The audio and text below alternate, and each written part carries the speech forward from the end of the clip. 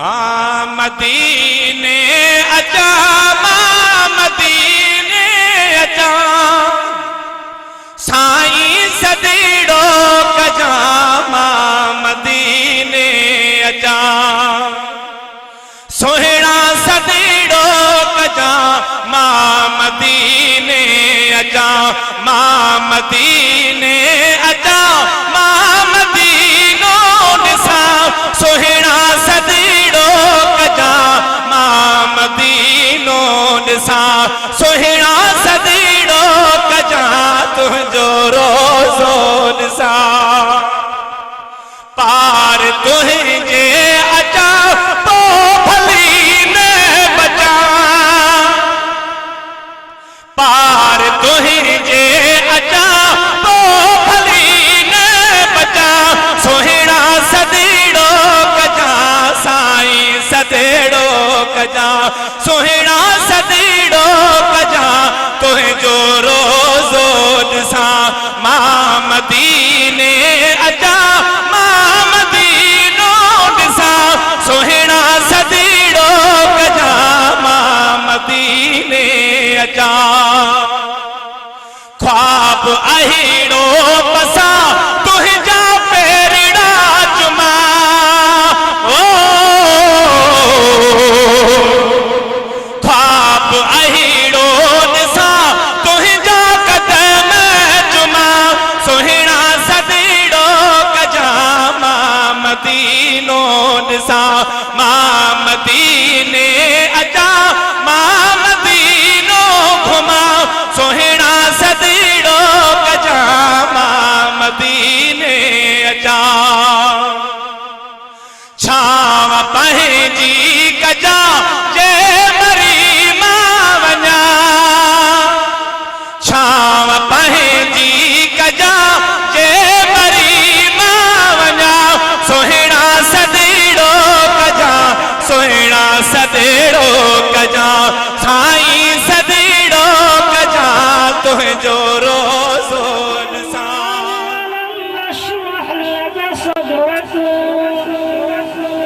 मंसूब है जिसे रफ़अना लक ज़िक्रक, अल्लाह का फरमान अलम नशरह लक सदरक, मंसूब है जिसे रफ़अना लक ज़िक्रक, जिस ज़ात का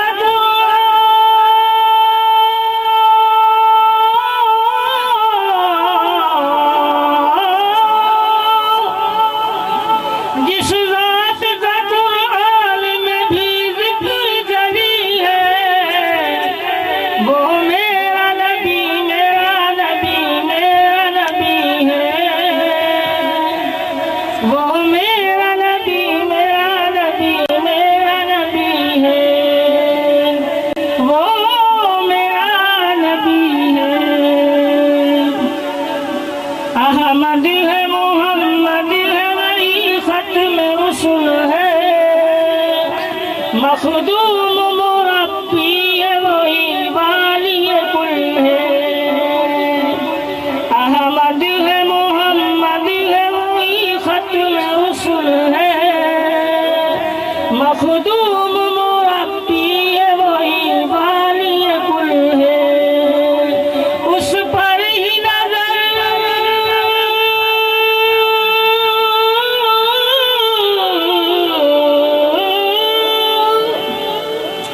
उस पर ही नजर सारे ज़माने की लगी है, वो मेरा नबी, मेरा नबी, मेरा नबी है, सुभान अल्लाह, तुझे नबी जी नाम से सुभान अल्लाह बोलो, मुज़म्मिल यासीन व मुत्तफ़िर ताहा, क्या क्या नए अल्काब से मौला ने पुकारा, क्या शान है उसकी कि जो उम्मीद करी है, वो मेरा नबी, मेरा नबी, मेरा नबी है, वो मेरा नबी, मेरा नबी, मेरा नबी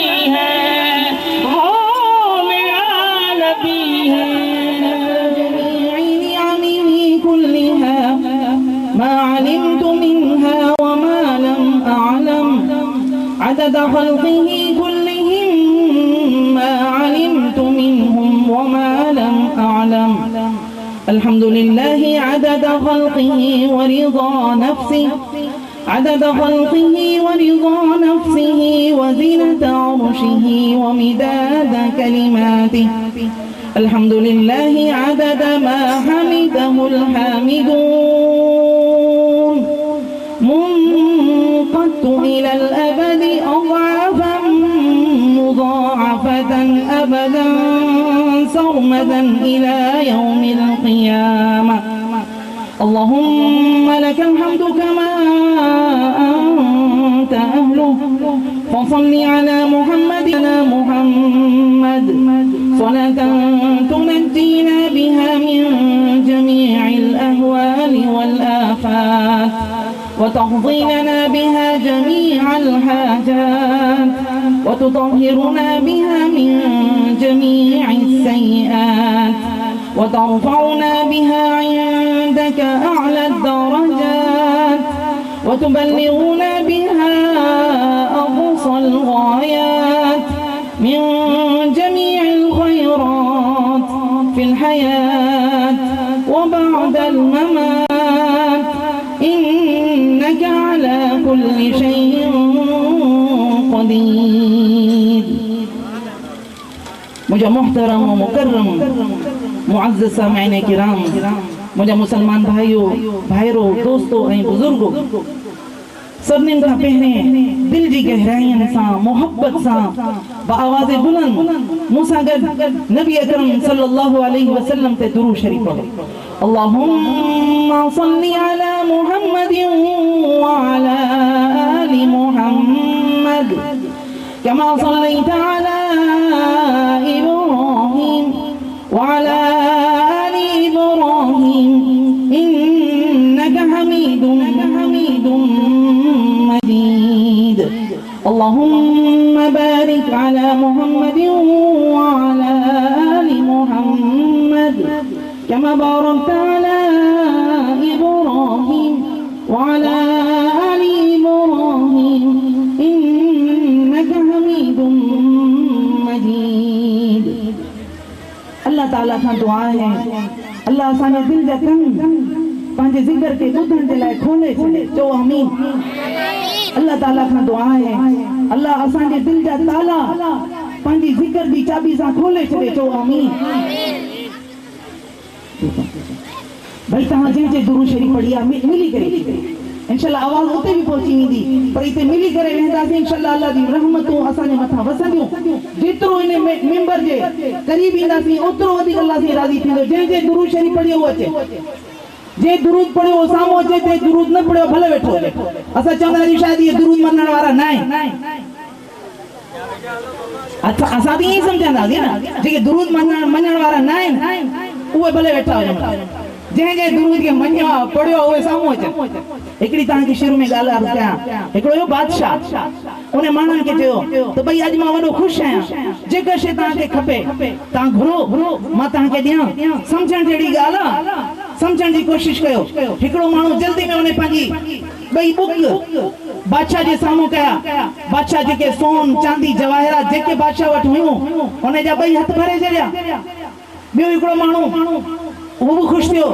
फौरन अॻिते वधियो ऐं उन पंहिंजी झोली जेका आहे सो बादशाह जे साम्हूं करे छॾी। बादशाह उन जी झोली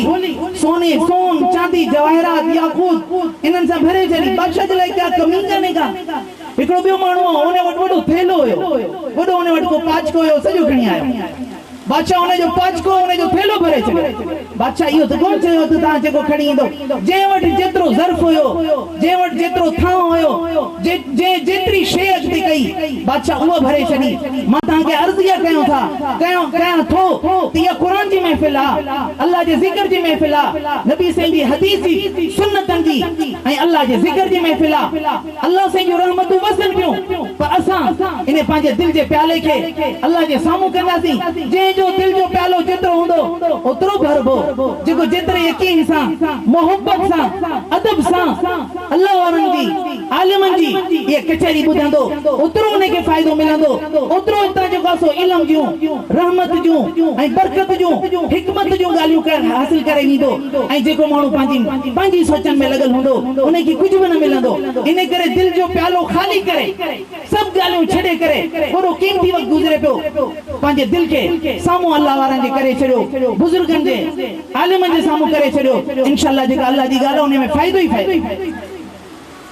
मैं तव्हांखे अर्ज़ सिर्फ़ इहा कयां थो मुख़्तसर तौर ते हिकिड़ो पैगाम आहे ज़रूरी उहो इहो आहे अल्लाह ताला असां सभिनी इंसाननि खे इन दुनिया जे अंदरि थोरे वक़्त जे लाइ मोकिलियो आहे आज़माइश ऐं इम्तिहान जे लाइ मोकिलियो आहे जेको बि इन दुनिया में आयो ख़ाली हथ आयो जेको बि दुनिया मां वियो पाण सां गॾु कुझु बि न खणी वियो इहा ॻाल्हि सम्झण जहिड़ी आहे माण्हुनि खे सम्झ में अञा नथी अचे जेके भी दुनिया में आया वडा वडा सखी वडा वडा बादशाह पाण सां गॾु पंहिंजा कपड़ा भी न खणी आया हुआ जॾहिं दुनिया में विया पाण सां गॾु कुझु भी न खणी विया सम्झण जी ॻाल्हि आहे इन सॼी दुनिया जी जेका हक़ीक़त आहे सॼी दुनिया जी कहानी जेको माण्हू पैदा थियण खां पोइ जवान थो थिए पोड़ो थो थिए सॼी ज़िंदगी जूं जो जेके महिनतूं कोशिशूं सभु जो सभु हासिल छा थो थिए कंहिं बुज़ुर्ग हिकिड़े कोल जे अंदरि हिकिड़े शेर जे अंदरि ॻाल्हि ज़िक्र कई बिना लिबास आए थे हम सब इस जहां में बिना लिबास आए थे हम सब इस जहां में बस एक कफन की खातिर इतना सफर किया खणी तक कफन वञणो आहे पोइ असांजो सभु महिनतूं सभु कोशिशूं सभु इन दुनिया जे लाइ सभु महिनत ज़ाया पई थिए इन करे ज़रूरी आहे त अल्लाह साईं इन दुनिया में असांखे मोकिलियो वरी अल्लाह साईं वटि वञणो आहे उनखे राज़ी करे वञूं उन जो दीन सिखी करे उन ते अमल करे वञूं ताकि आख़िरत में कामयाब बणूं मैं तव्हांखे अर्ज़ इहा कयां थो अॼु हर माण्हू कामयाबी चाहे थो हर माण्हू इज़त चाहे थो हर माण्हू चैन सुकून इत्मीनान थो चाहे हर माण्हू ख़ुशी थो चाहे हर माण्हू पंहिंजी हर कंहिंजो ज़हन जेतिरो हूंदो मूं शुरू में अर्ज़ कयो न जंहिंजो जेतिरो प्यालो हूंदो उहो ओतिरी शइ घुरंदो अॼु को माण्हू कामयाबी ज़मीन जे अंदरि सम्झे थो को दुकान जे अंदरि को कारोबार जे अंदरि को हुकूमत जे अंदरि ईअं ई को माण्हू इज़त कंहिं में थो सम्झे को कंहिं में थो सम्झे ईअं ई चैन सुकून इत्मीनान माण्हू सम्झनि था शायदि असां वटि दौलत अची वेंदी बंगला अची वेंदा एसियूं अची वेंदियूं असां वटि पलंग अची वेंदा त असांखे ख़ुशी मिली वेंदी चैन सुकून इत्मीनान मिली वेंदो पर मां तव्हांखे अर्ज़ थो कयां क़ुर मजीद जी आयत के माण्हू जे ज़हन में इहा ॻाल्हि अचे थी कॾहिं बि मां हिकिड़ी अर्ज़ कयां असां इहो सभु चवंदा आहियूं ज़ुबान सां पर दिलि में असांजी इहा ॻाल्हि वेठल न आहे अल्लाह ताला क़ुर मजीद में फरमाए थो कामयाबी घुरो था क़द अफ़लहल मुमिनून अल्लज़ीना हुम फ़ी सलातिहिम ख़ाशिऊन तहकीक ईमान वारा कामयाब थी विया केर उहे जेके पंहिंजी नमाज़ जे अंदरि खुशू खुज़ू कनि था इहे माण्हू कामयाब थी विया हाणे ॿुधायो सभु चवंदा आहिनि क़ुर सचो आहे पर नमाज़ जी तरफ़ असां अचूं ई कोन था जेको करिणो आहे करे छॾियो पर अल्लाह जी कसम अगरि असां नमाज़ नथा पढ़ूं कॾहिं कामयाबी न मिले सही ॻाल्हि आहे ग़लति आहे ॿी जाइ ते अल्लाह ताला क़ुर मजीद में फरमाए थो क़द अफ़लह मन तज़क्का व ज़करा अस्म रब्बिही फसल्ला तहकीक उहो माण्हू कामयाब थी वियो जे पंहिंजे पाण खे गुनाहनि खां जे पंहिंजे पाण खे बुरे इख़लाक़ खां पंहिंजे दिलि खे पाक साफ़ करे छॾियो व ज़करा अस्म रब्बिही ऐं पंहिंजे रब जे नाले जो ज़िक्र कंदो रहियो फसल्ला पंहिंजे रब जो नालो वठी करे नमाज़ पढ़ण लॻो अल्लाह साईं चयो इहो माण्हू कामयाब थी वियो कामयाबी ॻोल्हियूं था पर कामयाबी जे शइ में अल्लाह साईं रखी आहे ओॾां अचूं कोन था ऐं जिते न आहे उते सॼी ज़िंदगी लॻा पिया मां तव्हांखे हिकिड़ी अर्ज़ मुख़्तसर कयां शद्दाद जो किस्सो तव्हां ॿुधो हूंदो वॾो बादशाह हुयो दुनिया में उन जन्नत ठाही पर अल्लाह खे राज़ी न कई अल्लाह जे नबी खे राज़ी न कई दीन खे न सम्झो उन सम्झो त सॼो ऐश इसरतूं सभु मज़ा हिते कंदुसि आख़िर हिकिड़ो वक़्तु आयो जॾहिं उहो उन पंहिंजी जन्नत जी इफ़्तिताह जे लाइ वञे पियो उन टाइम अल्लाह साईं इज़राइल मलकुल मौत जो फ़रिश्तो हिकिड़े फ़क़ीर की सूरत में हिकिड़े बिल्कुल नादार ऐं गरीब की सूरत में मोकिलियो माण्हुनि चयो पोइ हिते वॾा वॾा बादशाह इन जी इजाज़त वठी पोइ इन सां मुलाक़ात कंदा आहियूं तूं केरु उन चयो मूंखे ज़रूरी कमु आहे वरी उन शद्दाद जे जॾहिं साम्हूं आयो शद्दाद चयो ख़ैरात ख़मीस वारे ॾींहुं थींदी आहे अॼु ख़ैरात कान्हे उन चयो ख़ैरात मूंखे वठणी न आहे मूंखे हिकिड़ी ज़रूरी ॻाल्हि करणी आहे उन चयो मूं वटि हींअर टाइम न आहे जॾहिं मां फारिग़ थींदुसि फलाणे ॾींहुं मुलाक़ात जे लाइ अचां चई न हींअर मूंखे ॻाल्हि करणी आहे ॿुधो ॻाल्हि खे थोरो सम्झण जी कोशिशि कयो मुंहिंजो ॿियो को मक़सदु न आहे मुंहिंजो मक़सदु सिर्फ़ु एतिरो आहे असां दीन खे सम्झूं दीन जो जेको मक़सदु आहे उनखे सम्झूं उहो बुज़ुर्ग चए शद्दाद उन चयो एतिरो कहिड़ी ज़रूरत आहे तोखे ख़बर न आहे त मुंहिंजा फ़ौजी मुंहिंजा ताक़तवर उन चयो ॻाल्हि उन जे घोड़े जी लगाम क़ाबू कई शद्दाद खे गैरत अची वई उन चयो तोखे ख़बर न आहे मुंहिंजा फ़ौजी कहिड़ा आहिनि ऐं मूं वटि कहिड़ी पुलिस आहे तुंहिंजो अहिड़ो हशर कंदी जो यादि रखंदे उन चयो उहो सभु पोइ जी ॻाल्हि आहे पहिरीं मुंहिंजी ॻाल्हि ॿुध त सही उन्हें चयो बुधा जे ये कोन बुधांदो कन सामू कर जने शद्दाद कन उन्हें जे सामू कयो मलकुल मौत इज़राइल मौत जो फरिश्तो उन्हें जे कन में थे मैं इज़राइल मलकुल मौत जो फरिश्तो आया तुझी रूह कब्ज़ करण जे लाइ आयो सज्जा चयो भाई मुझे ये एतरा इन मां के हिकड़े के वठे चई न तोखे जे एतरी मालो दौलत या वठे चई न तोखे जे मुके थोड़ी मोहलत दे सजी जिंदगी ने जन्नत ठाण में लगी घट में घट दिसा त सही चई न वक्त पूरो थी वियो इजा जा अजलहुम ला यस्ताखिरून साअतन वला यस्तक़दिमून अल्लाह से फरमाए तो जने मौत जो वक्त अचे तो न एक सेकंड अगते न एक सेकंड पहते उते ही मौत ईंदी उते उन्हें की रूह कब्ज़ थी हाणे मां तां का पुछां सिर्फ इहो थो वो शद्दाद जे अल्लाह के नाराज करे अल्लाह जे नबी के नाराज करे दीन के न समझी करे दुनिया में उन्हें जन्नत ठाई कदे दीन जी उन्हें फिक्र न कई जडे वो मरियो उन्हें की वो पांजी जन्नत ॾिसण बि नसीब न थी कदे वियो मरण खां पोइ जन्नत में वेंदो दोज़ख में समझण जी गाल ही है जे शद्दाद दुनिया में जन्नत छाई हुई पर अल्लाह के हुक्म के बगैर नबी के तरीके के बगैर अल्लाह से उन्हें की वो जन्नत ॾिसण नसीब न थी दुनिया में जन्नत मिली आखिरत में जहन्नम जो हकदार थियो अज अस पांजू जन्नत उता ठायो केओ समझे तो मुजी जन्नत दुकान कोचे तो मुजी जन्नत जमीन कोचे तो मुजी जन्नत नौकरी कोचे तो मुजी जन्नत कारोबार कोचे तो मुजी जन्नत मुजी या पार्टी हर माण्हू पांजी जन्नत ठाइया अल्लाह की कसम खणी चवा कोई न थिया त केतरी भी ता कयो अगर अल्लाह के नाराज कयो था अगर अल्लाह ये नबी के तरीके के छड़ियो था जेको करणो कयो इन सभनी जन्नतन मां न ता के कामयाबी मिलंदी न ता के इज्जत मिलंदी न चैन सुकून इत्मीनान मिलंदो न खुशी मिलंदी न ता के बेहतरीन किस्म की जिंदगी मिलंदी दुनिया में भी अल्लाह से जलील ख्वार कंदो आखिरत में भी जहन्नम जा हकदार थी अगर इन्हें दीन के न समझो अगर इन्हें दीन के न समझो सी माता के अक्तर कया काफरन के बारे में अल्लाह से असा के समझण की तौफीक अता फरमाए अल्लाह से समझण की तौफीक अता फरमाए मुनाफिकीन कह रहे मुनाफिकीन हुए हुआ जे अल्लाह या अल्लाह जे रसूल जे हुक्मन पे दिल से यकीन न कंदा हुआ दिल से न मञंदा हुआ नमाज पढ़ंदा हुआ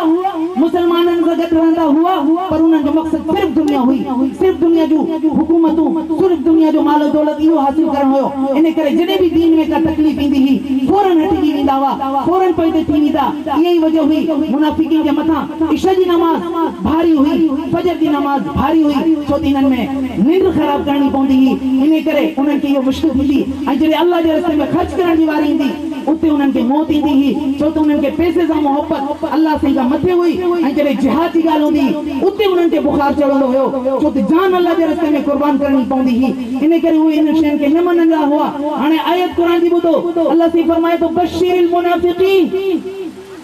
मुनाफिकीन खे ख़ुशख़बरी ॿुधाए छॾियो बेअन लहुम अज़ाबन अलीमा उन्हनि जे लाइ दर्दनाक अज़ाब आहे या अल्लाह मुनाफिकीन केर या अल्लाह का निशानी खुदा असां सुञाणू कीअं अल्लाह से फरमाए अल्लज़ीना यत्तखिज़ून अल काफिरीन औलिया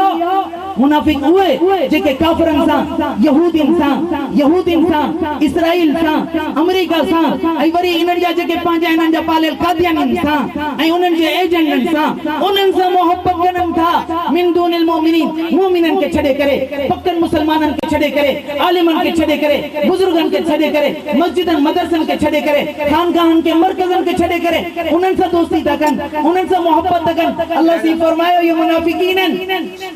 आई गल समझ में अल्लाह से असा के कुरान समझण की तौफीक अता फरमाए अल्लाह से फरमायो अयब्तगूना इंदहुमुल इज्जा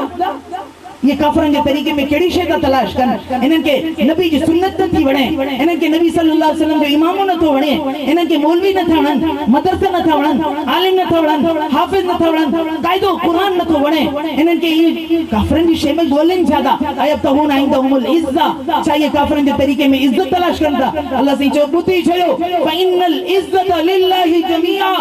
पूरी जी पूरी इज्जत अल्लाह के हाथ में आ वलिल्लाहिल इज्जतु वलि रसूलिही वलिल मुमिनीन वलकिन मुनाफिकीन ला यफक़हून सजी जी सजी इज्जत अल्लाह वटा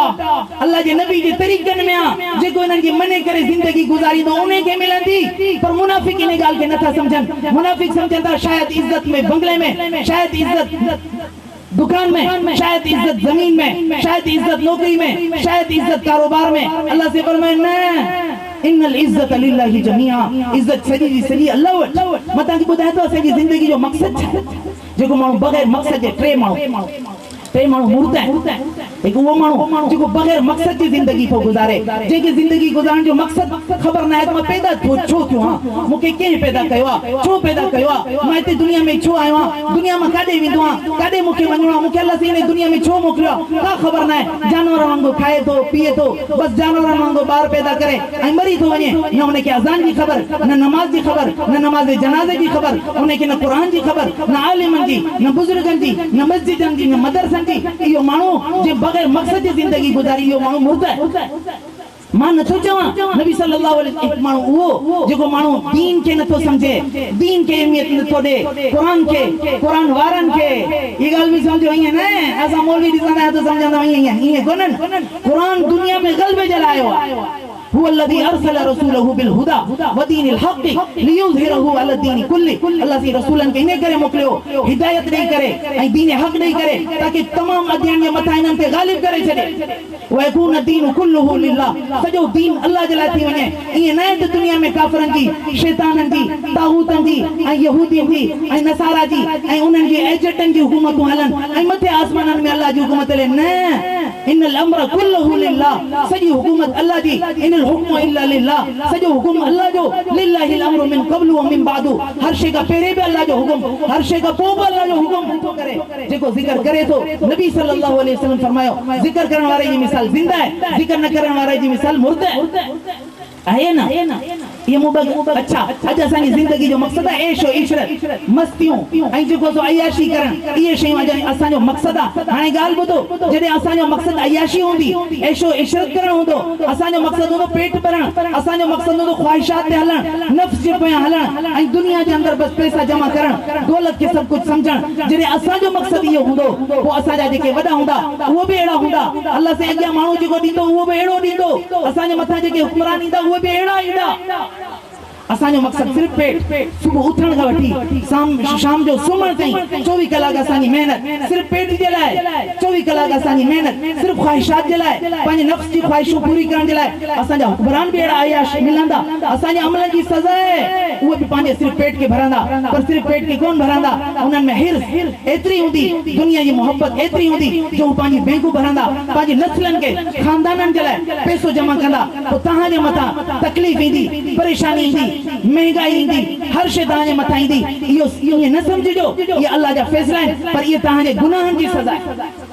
छो त तव्हां सुबुह उथण खां वठी राति जो सुम्हण ताईं अल्लाह खे यादि न कयो अल्लाह जे घर न वियो अल्लाह जो ज़िक्र न कयो तव्हां त सिर्फ़ पेट खे सभु कुझु सम्झो अल्लाह साईं तव्हांजा हुक्मरान बि अहिड़ा ॾिना जिन्हनि पेट खे सभु कुझु सम्झो